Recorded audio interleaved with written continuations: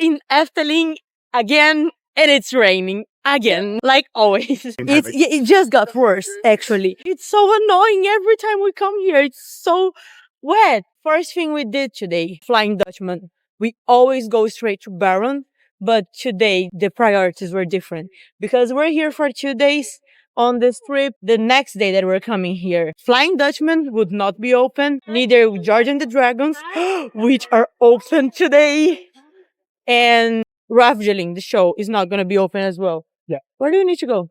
I'm gonna go get some cash. I just found out another thing about Efteling that I didn't know. So there's like a cash machine here. Marcus needs to go. He's like on this big massive box. Yeah, first thing we went to Flying Dutchman.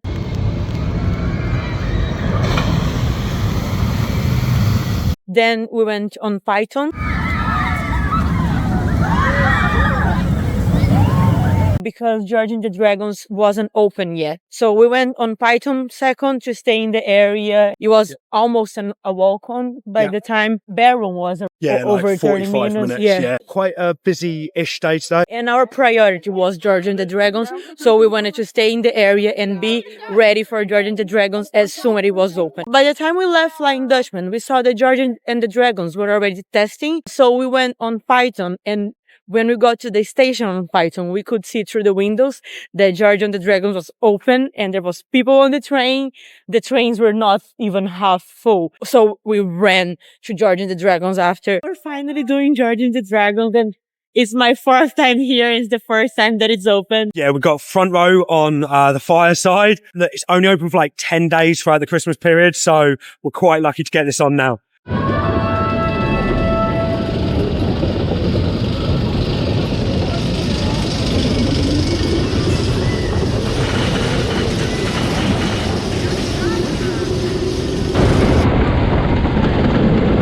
I just did the other side of George and the Dragons, the water side. Marcus took the group to do Vogel Rok, and I did the other side by myself because it's the 4th time I'm here and the coast was always closed. So I really wanted to make sure to get the other side. It was super worth doing. I really liked that coaster. And the staff there was so nice. He saw that I had the GoPro on and he asked which language I would speak because he wanted to say something to the camera when he dispatched the train.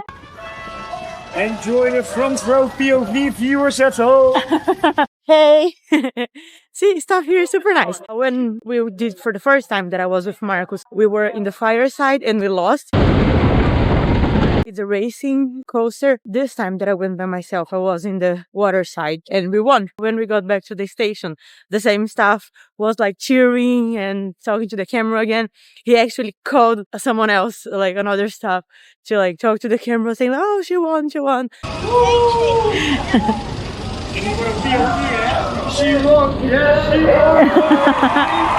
So yeah, they were super nice. Everyone here is so friendly. So now I'm going to the Carousel to meet Marcus and the group because they did Vogel Rok while I was in George and the Dragons. Now they're gonna do the Carousel. I'm gonna meet them there. Okay, I am completely lost without my tour guide. This park is huge and it's so easy to get lost here. And every time I come, I'm with Marcus and he's always doing the tour guide. I think I just got lazy because I always trust on him. Showed around, so I have no idea where I'm going. But I think I'm in the right place.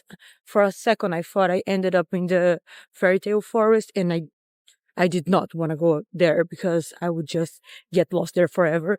But I think I saw the diorama now. So I think I'm in the right place. Ah, found it. Yes, that's exactly where I wanted to go. By the time I was saying that I was lost, I actually looked to the side and that was the diorama building. This park is huge, but I was lucky.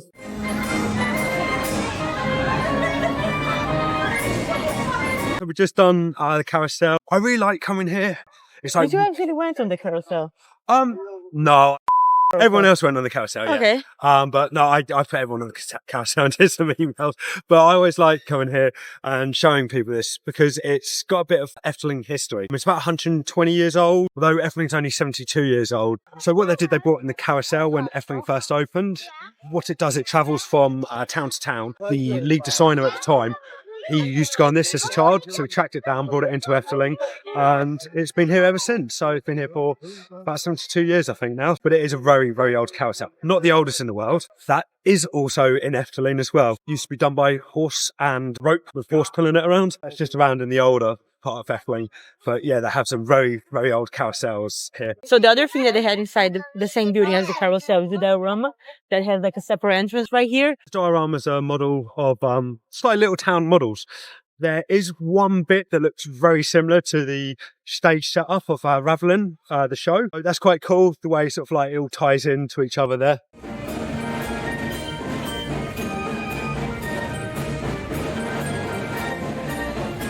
Now we're heading towards the show, Raveleijn, which is a really good show. Unfortunately, it goes down next week for maintenance, which I'm finding very strange because recently I've been coming here and it's been like operating with all the effects. It's been operating the best it has in all year. And then now it's shutting down for maintenance, which feels a bit, I don't know, like really strange how well it's working at the moment to now close it.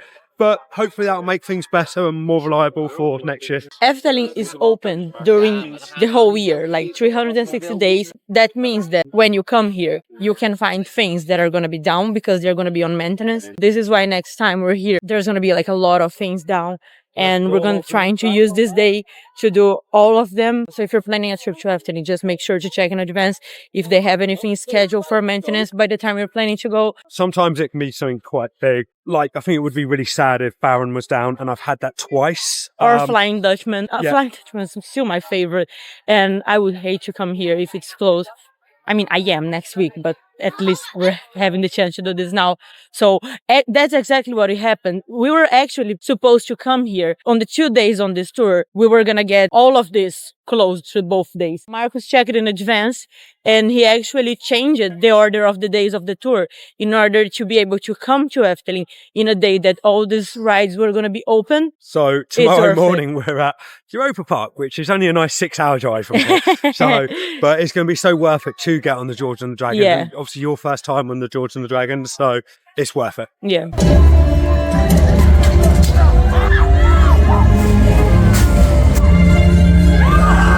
So we did Dreamflight. Right after the show. Yeah, literally, second Raveleijn finished, it was showing that Dreamflight was on 25 minutes. So we literally just jumped out of that show while the ending's the horses going up inside, really. Yeah, so And, Marcus always, every time he takes us to the show, he always run fast when the show ends because it's going to be like a huge crowd going out and a lot going into Dreamflight as Dreamflight. well, and it was showing 25 minutes. So we ran straight in there, but it was actually a 45-minute queue. But Dreamflight is amazing.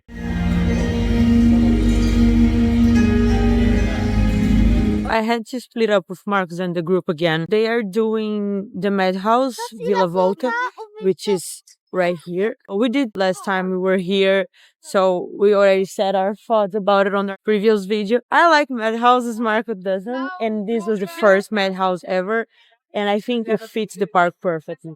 So this here is the Raveleijn, the show, that's Dreamflight over there. This is a really good show. We also talked about this on the other video. Today is super busy. I never seen this park so busy. The queue for Dreamflight here outside, yeah, that's a massive queue. Marcus said that the Madhouse has the extended queue as well. Queue for George the Dragons wasn't that bad, and Python was pretty easy as well.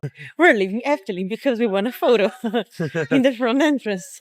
Yes, we do, because it's always really busy first thing in the morning. And we come here quite a lot. And so every time we enter here, we just want to run into Baron, or today we just ran into Flying Dutchman. And look at the sky now, it's not raining. Oh, it's so rare. So yeah, it's nice we're just outside the front of House of the Five Senses, which got quite an interesting story. They put it as part of like the fairy tales. So there's a book that you can read about it as well. So the House of the Five Senses is about when the king died, he had 5 sons, and each son represents a different sense. Each prince had a different sense. The story's about the 5 sons after the king dying, coming together, ruling the land together as 5 different people, using their own powers. of senses. And as such, the local people built this nice house for them, which is nice. And it's called the House of the Five Senses. So that's how it got the name. And that's the story behind the house behind us. I think it's one of the most iconic entrances to a park. I remember first time I got here. Now it's not that nice because of all the construction walls here. But this entrance is so cool. Yeah, wait until 2025. Construction will finish.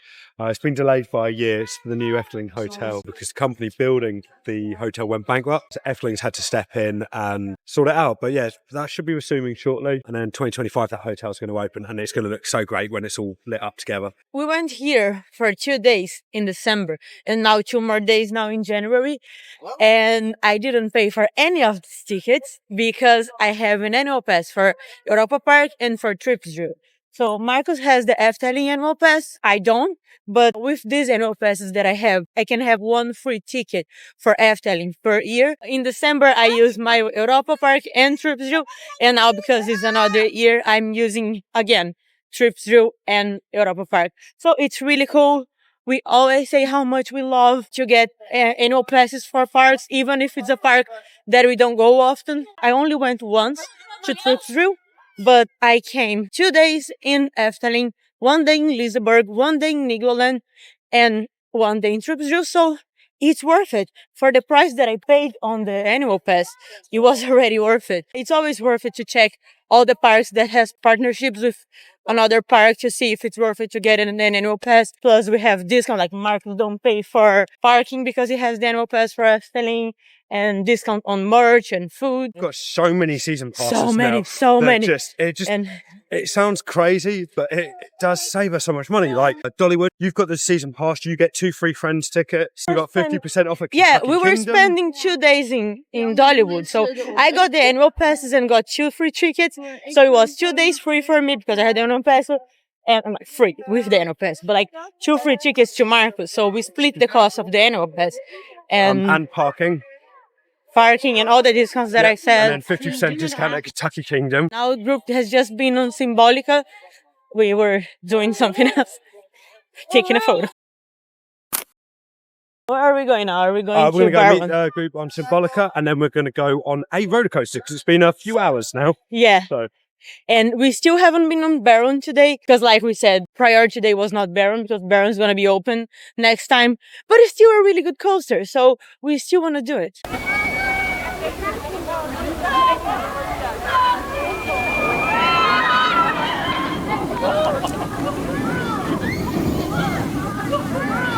We got our ride on Baron. Oh, it was so good. It was the best ride on Baron that I ever had. It was amazing. It was just starting to get dark, so it's like it was the cross between light and dark at that point we went on it. Yeah, so the drop was so good. And I don't know, it felt like almost like a drop tower. I think because I had so much space in my restraint. I don't know, it was amazing. Every time I rode that coaster, I ranked it higher. And I think it's so good now. We're just here by George and the Dragons. The plan was just doing that after Baron. We wanted to get a night ride, but unfortunately it has gone down and there's a train stuck on the lift and they have evacuated.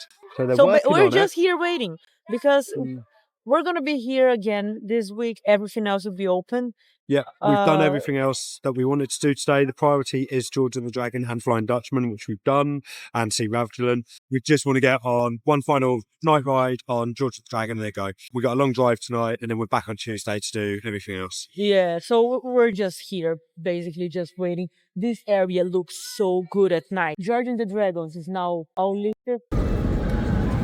Flying Dutchman here with the water, and then Python with all the colors. This coaster here at night, it just looks so good because it fits the theming so well. I love this area. So they have like these tables that you can just sit here and watch the coasters, watch Flying Dutchman go to the water.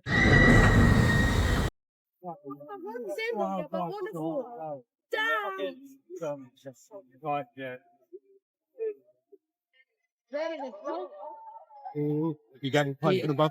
And Ooh. is he gonna go back on? it's not gonna open anytime soon. So we're just leaving now because we do need to leave early because we have like a 6-hour driving now. 4.5 hours tonight, 2 hours tomorrow morning. I'm glad I did the other side before. Yeah, so at least you got both the credits now. Yeah, I do. So +2 for you today. We're gonna be on Europa Park tomorrow, so make sure to subscribe to watch this video next. But we are coming here later on this week.